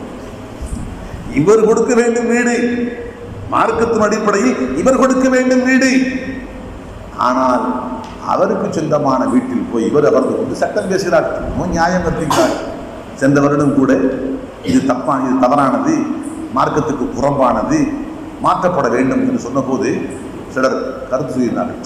ஊரிலே குழப்பம் செய்கின்றார். மார்க்கத்தை சொன்னால் குழப்பமா? சுபஹானல்லாஹ், ரொம்ப பெரிய அறிவாளி. மார்க்கத்தை சொன்னால் மார்க்கத்தின் யதார்த்த நிலை இதுதான் என்று சொன்னால் ஒரு அமைதியாக இருக்கிறவர்களுடைய குழப்பத்தை உண்டாக்குறார் என்று சொல்லுகின்ற அளவுக்கு விமர்சனங்கள் வந்து நாம் அதை பற்றி பொருட்படுத்த வேண்டிய தேவையில்லை. சத்தியத்தை அல்லாஹ்வுக்காக சொல்லுகின்ற போது வருகின்ற படிப்புரைகள் விமர்சனங்களை காலிலே போட்டு மிதித்து விட்டு போய்கொண்டே இருக்க வேண்டும். அதை பற்றி ஒரு பொருட்டாக மதிக்கவே கூடாது. ஆக சொல்ல வேண்டிய விஷயத்தை சொல்லித்தான் ஆக வேண்டும். மனைவிக்கு நாம் தான் உண்ண கொடுக்க வேண்டும், உடுத்த கொடுக்க வேண்டும், தங்குவதற்கு இடம் கொடுக்க வேண்டும். அதற்கு மாற்றமாக அவரிடத்தில் போய் வாங்கி உண்பதோ, அவரிடத்தில் உடை கேட்பதோ, அவரிடத்தில் வீடு கேட்பதோ, எழுதி வைத்தால் தான் திருமணம் செய்வேன் என்று அடம் பிடிப்பதோ, இதெல்லாம் மோசமான, இஸ்லாத்திற்கு விரோதமான போக்கு. இப்போது நாம் சொல்ல வருகின்ற செய்தி, கணவன் தான் மனைவிக்கு உண்ண கொடுக்க வேண்டும், உடுத்த கொடுக்க வேண்டும். இப்போது மனைவிக்கு ஜக்காத் நிதியை கொடுப்பது என்ன பொருள்? இந்த ஜக்காத் நிதியை வைத்து நீ சாப்பிட்டுக்கொள், உடை எடுத்துக்கொள் என்று அர்த்தம். இது அனுமதி இல்லை. காரணம், மனைவிக்கு உண்ண கொடுப்பதும் உடை எடுத்து கொடுப்பதும் உன் மீது கடமை. இப்போது ஜக்காத் நிதியை நீ கொடுத்தால் வேறு கொடுக்க வேண்டிய நிதி இப்போது கொடுக்க வேண்டிய தேவையில்லை என்று ஆகிடும். அந்த நீ கொடுத்த ஜக்காத்து உனக்கே வந்து சேர்க்க ஒரு வகையில். நாம் கொடுத்த மனைவிக்கு கொடுத்த ஜக்காத்து நம்முடைய கொடுக்க வேண்டிய அந்த காசை கொடுக்க விடாமல் தடுக்கிறது என்றால் ஒரு வகையில் அது நமக்கே வந்து சேர்வதை போன்றுதான். ஆகவே மனைவிக்கு ஜக்காத்து கொடுக்க கூடாது. ஆனால் அன்புக்குரியவர்களே, இன்னொரு செய்தி, மனைவிக்கு உண்ண கொடுத்தோம், உடுத்த கொடுத்தோம், தங்குவதற்கு கொடுத்தோம், என்னென்ன செய்தோம், நோய்வாய்ப்பட்டால் சிகிச்சை செஞ்சோம். ஆனால் மனைவி ஒரு கடன் பெற்றிருக்கிறார். அந்த கடன் கணவனுக்கும் அதுக்கும் அறவே சம்பந்தம் இல்லை, ஏதோ ஒரு வகையில் கடன் பெற்றிருக்கிறார். அந்த கடனை அடைப்பதற்கு அவரிடத்தில் எந்த வழியும் இல்லை. இப்போது கணவன் உண்பதற்கு கொடுப்பதுதான் கடமை. அவள் பட்ட கடனை அடைப்பது கணவனுக்கு கடமை. இப்போது அந்த கடனை அடைப்பதற்காக கணவன் ஜக்காத் நிதியை பயன்படுத்தலாமா என்று கேட்டால் தாராளம் பயன்படுத்தலாம். நுணுக்கமாக விளங்கிக் கொள்ள வேண்டும். பொதுவாக கொடுக்கலாம் என்று நாம் சொல்லவில்லை. மனைவி பட்ட கடன் அவள் அடைப்பதற்கு வேறு வழியே இல்லை. இந்த நிலையில் அந்த கடனை அடைப்பதற்கு பயன்படுத்தலாம். ஆகாண்டவர்களே, ஜக்காத்தை பற்றி ஒரு சுருக்கமான செய்தியை நாம் பார்த்திருக்கின்றோம். ஜக்காத்து சம்பந்தப்பட்ட விளக்கம் என்று கடல் போன்ற விளக்கம் சொல்லிக்கொண்டே இருக்கலாம். நிறைய செய்திகள் இருக்கிறது. அல்ஹம்துலில்லாஹ், ஒரு சுருக்கமான விளக்கத்தை நாம் பார்த்திருக்கிறோம். உங்களுக்கு சந்தேகம் இருந்தால் கேளுங்கள். சில நிமிடங்கள் இன்ஷா அல்லாஹ் பதில் சொல்லுங்கள். மசாப்பு கொடுக்கக்கூடாது. ஆமாம், கொடுக்கக்கூடாது. சம்பந்தப்பட்ட இது 8 சாராட்டம் மதரசா கட்டடத்துக்கானிய, மதரசா உஸ்தாதுக்கு சம்பளத்துக்கானிய, பிள்ளைகளுக்கு சாப்பாடாகி தான் கொண்டு விட. மதரசா புள்ள நேரடியாக வந்து அவர்கிட்ட வந்து தம்பி இந்த வச்சுக்க பணத்தை வச்சுக்க, உன்னுடைய உணவுக்கு, உன்னுடைய உடைக்காக, உணவுக்காக, மற்ற தேவைகளுக்காக கிதாப் வாங்கணும், அது கொடுக்க தப்பு. சம்மந்தப்பட்ட நேரடி அது கொடுக்கணும் அவருக்கு. சரியா? கணவன் ஏழையாக இருக்காரு. அழகான கேள்வி, சூப்பர் கேள்வி. எப்படி கணவன் ஏழையாக இருக்காரு, கொண்டாட்டி இன்னும் வசதியாக ஜக்காத்து கொடுக்க வேண்டிய அளவு வசதியாக்காமல. இப்போ கேள்வி, சொந்தங்கள் கொடுத்த 2 ஊதியங்க இல்லை. இப்போ கணவன் சொந்த கணவன், ரொம்ப நெருக்கமான சொந்தம். இப்போ மனைவி கொடுக்க வேண்டிய ஜக்காத்து நிதியை கணவனுக்கு கொடுக்கலாமா? தாராளமாக கொடுக்கலாம். ஏன்? மனைவி கணவனுக்கு செலவு செய்வது கடமையே இல்லை, கணவன் தான் மனைவிக்கு செலவு செய்வது கடமை. அப்போ கணவன் ஏழையாக இருக்கும்போது மனைவி கொடுக்க வேண்டிய ஜக்காத்து நிதியை கணவனுக்கு கொடுத்தால் தாராளமாக செல்லும், 2 கூலி கிடைக்கும்.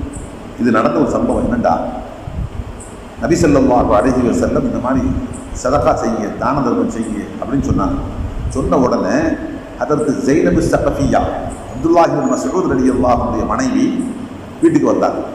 வீட்டுக்கு வந்து தன் நகை நட்டுக்களை சில பொருளெல்லாம் எடுத்துக்கிட்டு ரசூலுல்லாஹ் சொல்லிட்டாங்கல்ல, அந்த காலத்து அந்த ஒரு அல்லாஹ்வுடைய கால் கொடுத்துலான்னு வந்தாங்க.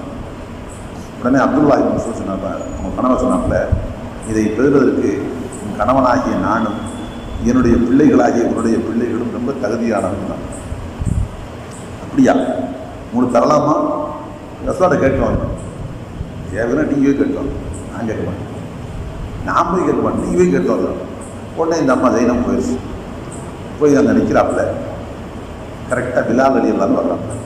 இப்படி சொல்கிறாங்க, இந்த மாதிரி மனைவி ஜக்காத்தை கணவன் கொடுக்கணும்னு கேளுங்க, ஆனால் யாருன்னு சொல்லாதே. அவங்க போய் சொன்னாங்க, இந்த மாதிரி கேட்குறாங்க. சொல்ல முதல்ல கேட்டு யார் கேட்கறது? வேறு வழியை சொல்லிட்டாங்க, ஜெயினபுன்னு. ஜெயினபுங்கிற பேரில் 14 நிறைய பேர் சொல்கிறாங்க. ஐயு ஜெயானி, எந்த ஜெயினபுன்னு இன்னும் துணிதான் கேட்கலாம். வேறு வழி இல்லை, அப்துல்லாஹ் இப்னு மஸ்ஊத் மனைவி தான் சொல்லிட்டாங்க. சொன்ன உடனே பிலால் சொல்லிட்டாங்க. சொன்ன உடனே நபிசா சொன்னாப்புல, இந்த மாதிரி ஒரு கணவர் சொல்கிறாராம், மனைவி தன்னுடைய ஜக்காத் நிதியை கணவன் ஏழையாக இருந்தால், பிள்ளைகள் ஏழையாக இருந்தால் மற்றவங்களுக்கு கொடுக்கறத விட இவங்களுக்கு கொடுக்குறத ஏற்றம்னு சொன்னாராம் அப்துல்லாஹ் இப்னு மஸ்ஊத் அலி. அப்படின்னு சொன்ன உடனே ரசூலுல்லாஹ் சொன்னாப்புல, சதகா அப்துல்லாஹ் இப்னு மஸ்ஊத். அப்துல்லாஹ் இப்னு மஸ்ஊத் சொன்னது மிகச் சரியான செய்தி. அவருடைய ஏழையாக இருக்கும்போது மற்றவர்களுக்கு கொடுப்பதை விட கணவனுக்கு கொடுப்பதுதான் ஏற்றம் என்று நபி ஸல்லல்லாஹு அலைஹி வஸல்லம் ஆதரிச்சாங்க. அதனால தாராளமாக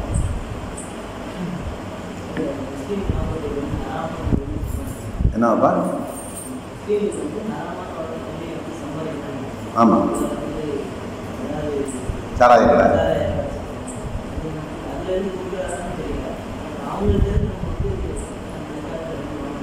ஹராமான சம்பாத்தியம் என்பது நமக்கு தெளிவாக தெரியுது. அவங்கள்ட்ட போய் எப்படி வாங்க முடியும்? ஹராமான சம்பாத்தியம் அவங்கள்ட்ட போய் நம்ம அது தெரியாமல் இருந்து நடந்தாலே தெரிஞ்சதுக்கு பின்னாடி யோசிக்கணும். இது இப்போ அப்பட்டமாக தெரியுது, ஒரு ஆள் ஒரு ஊருக்கே வட்டி வாங்குறாரு, வட்டி தான் ஒரு தொழில், குலத்தொழிலே அவருக்கு வட்டி தான். அவர்கிட்ட பின்னிட்டு எப்படி வாங்க முடியும்? பொதுநல பணிக்காக இருக்கோ அது வாங்குதா? புறக்கணிக்கணும். உங்கள்கிட்ட நாங்கள் வாங்க மாட்டோம், நீங்கள் ஹராமான சம்பாத்தியம், உங்கள் சம்பாத்தியத்தை நாங்கள் வெறுக்கிறோங்கிறத அடையாளப்படுத்துறதுக்காக நாங்கள் உங்களை வாங்க மாட்டோம். ஓப்பனாக டிக்ளேர் பண்ணணும். வெறுக்கணும், எல்லாம் சமுதாயமே வெறுக்கணும் தான். வெறுத்து ஆஹா நமக்கு இந்த கேவலமான தொழில்னால எல்லாரும் இருக்கிறாங்க, அதனால இந்த தொழிலை விட்டு தோபா செய்வோம் அப்படின்னு அவரை நிர்பந்திக்கணும். அதை விட்டுவிட்டு அவர் தரும்போது சந்தோஷமாக என்னவாங்க, அவருக்கு நம்ம சப்போர்ட் பண்ணுறோம். நீங்கள் ஹராம சம்பாதிங்க, நல்லா வட்டி வாங்கிங்க, சாராய பிரச்சனை நடந்துங்க, எங்களுக்கு மட்டும் தந்து கொடுக்க வேண்டி கொடுத்தா போதும், நீங்கள் நல்லா ஓஹோன்னு நினச்சி சம்பாதிங்க அப்படின்னு மறைமுகமாக சப்போர்ட் பண்ணால் அது கூடாது.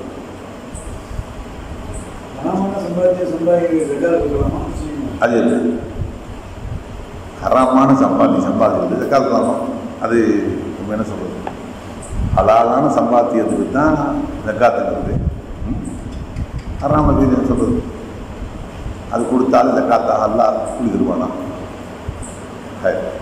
அது சரியான அது சொல்கிறது ஒன்றும் இல்லை. அதே ஹராம், அது என்ன சொல்லுங்க? ஆமாம், உதாரணம் சொல்லணும். வீட்டில் ஒரு ஆள் கேட்டார், வீட்டில் வச்சுக்கிற மரத்துலாம் தண்ணி ஊற்றணும். ஆமாம், தேங்காய் மரம், சப்போட்டா, பாடி, அது ஒரு விசைச்செடி வச்சுக்காது, விசைச்செடி, நஞ்சு செடி, அதுவே விசைச்செடி, அதுவே நஞ்சு செடி. அதை போல புடுங்கி பறித்து எரிக்கணும், வெளியே எரிக்கணும், அது சாவடிக்கணும் வச்சுருக்காரு. அதுக்கு போய் தண்ணி ஊற்ற வேண்டாம். செடியில் பேரை பெற்றதுனால மட்டும் தண்ணி ஊற்றணும்னு சொல்ல முடியாது. அது பயனுள்ள செடியாக இருந்தால் அதுக்கு தண்ணி ஊற்றுங்கள் என்ற அந்த சொல்லு பொருள். அது விஷம், நஞ்சு, அதனுடைய காற்றுப்பட்டாலே செத்துருவான். அதனுடைய சாரை குடிச்சா மூத்தா போயிடுவான். அது கனியை திண்டா மூத்தா போயிடுவான். அப்படிப்பட்ட கொடிய நஞ்சு செடி, விஷமரம், அதுக்கும் போய் மரம்ங்கிற பேரில் தண்ணி ஊற்ற முடியுமாட்டா முடியாது. அதை பறித்து தோண்டி எடுத்து ஆளை குடி தோண்டி கிடச்சிக்கணும். அந்த மாதிரி தான் ஹலாலான சம்பாத்தியத்தை சேமித்த ஆளுகிட்ட ஜக்காத்து நிதியை வாங்கி அவங்களுக்கு நன்மையை பெற்றுக் கொடுக்கலாம். இன்னும் ஹராமான சம்பாத்தியம் வட்டி மூலமாக வாங்குறாங்கன்னா அவன்கிட்ட போய் காசை வாங்கி அவனுக்கு நன்மையை சம்பாதி கொடுப்பா, அது முடியாது, சாத்தியம் இல்லை. வட்டி வாங்குறாரு, வட்டி வாங்கி ஜாவியா இப்போ நாசா கொடுக்குறாரு. அவர்கிட்ட கேட்டால் அவர் சொல்ல நான் வேற வியாபாரத்துக்கு அவர்கிட்ட வாங்கலாம். நீ வட்டி எப்போ வாங்கணும்னு வந்துருச்சோ உன் வாயாலே ஒத்துக்கல. வட்டி எனக்கு இந்த வருமானம் இருக்குது, வேற ஒன்று சொல்லுக்கு இஸ்லாத்தை மதிப்பே இல்லை. வட்டி வாங்குற ஒருத்தன் அவன் பேச்சு ஏற்றுக்கொள்ளப்பட மாட்டான். பாசிப்பான், பெரும்பாவியின் சொல்லுக்கு மார்க்கத்தில் மதிப்பில்லை. ஆகவே இதை என்ன சொன்னாலும் சரி அவன் சொல்ல ஏற்றுக்க முடியாது. சில பேர் நியாயம் கற்றுப்பான், வேற வருமானம், கேவலமான பேச்சு, அசிங்கமான விஷயம். அதனால் வட்டி வாங்குற ஒருத்தன் இருக்கானே அவனுடைய காசையும் நம்ம சொல்லக்கூடாது. அவன் சொல்லுக்கு மதிப்பே இல்லை. அல்ஹம்துலில்லாஹ் முடிச்சுக்கலாம். ஆமாம்,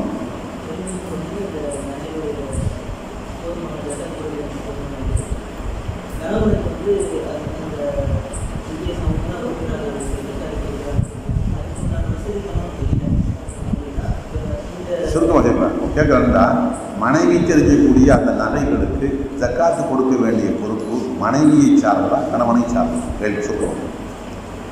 கணவனை சார்ந்தது, மனைவியை சார்ந்தது.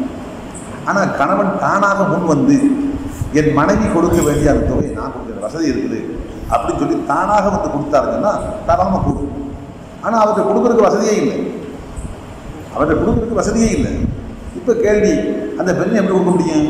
மார்க்கம் சொல்லுது, ஒரு நகை 40 பவுன் இருக்கிறா, அந்த 40 பவுன்லேயே ஒரு பவுனை கொடுத்துரும், மிச்சம் 39 வச்சுக்க, முடிஞ்சு வச்சு. 80 பவுன் இருக்குதா, 2 பவுனை கொடுத்துட்டு மிச்சம் 78 வச்சு. 100 பவுன் இருக்குதா, 2.5 பவுனை கொடுத்துட்டு 97.5 பவுனை வச்சுக்க.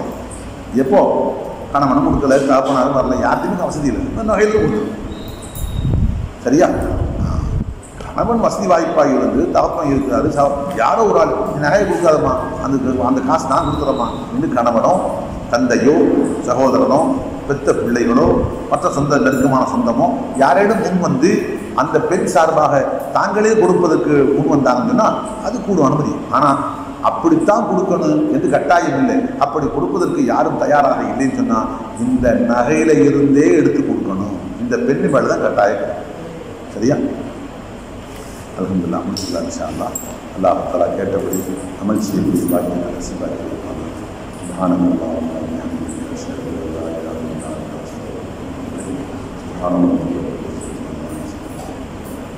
இன்ஷா அல்லாஹ் ஜக்காத் சம்பந்தப்பட்ட கேள்விகள் வரவேற்கப்படுகிறது. நாளைக்கு இன்ஷா அல்லாஹ் பதில்